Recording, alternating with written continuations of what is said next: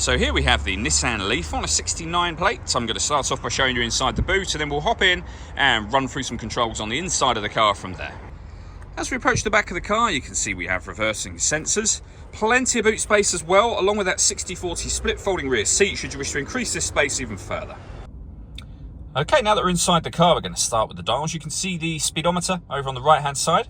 Over on the left hand side, we have a digital readout for the speedometer. It will show you what radio station you're listening to.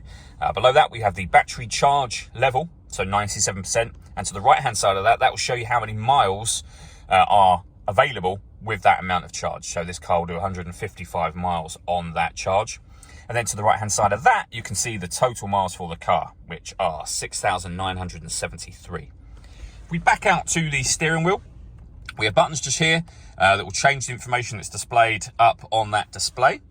We have our stereo controls, as you can see, and then over on the right hand side we have cruise control for the car, speed limiter. This car also is able, once you set cruise control, hit that button, it's able to maintain its own distance between itself and the car in front, both speeding up and slowing down automatically depending on the car in front's speed. And then over in the center we have the main touch screen for the car. So we can go back to the home screen from up the top here. Down the bottom, you'll see all of the different options that are available to you. So we're on the main menu.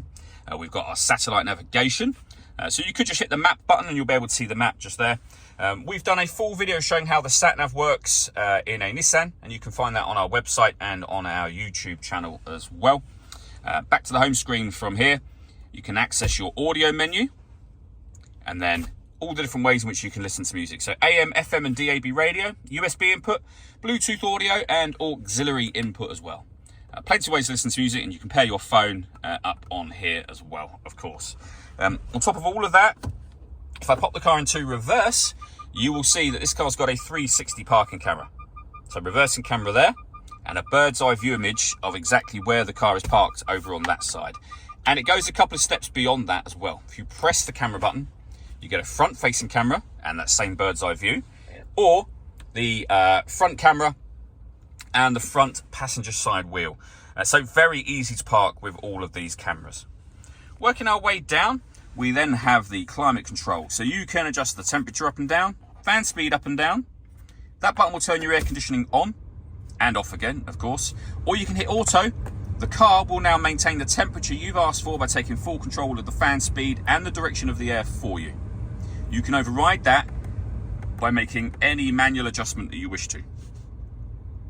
Below that, we then have heated driver and passenger seats, both with 2 different heat settings each. We have our USB and auxiliary inputs. We have a 12-volt charging socket. This is the button that will start and stop the car, essentially. So press that button to turn the motors on or off again. And then we have the gear lever for the fully automatic gearbox. So we're in park at the moment, as you can see from that light, but you can put it into reverse, neutral, and of course drive from over here, and then press that button there to put it back into park again when you're done. All that leaves me to say is thank you for taking the time to watch this video. If you'd like to come and see the car in person and have a test drive, please feel free to call either of our MJA sites. We'd love to hear from you soon.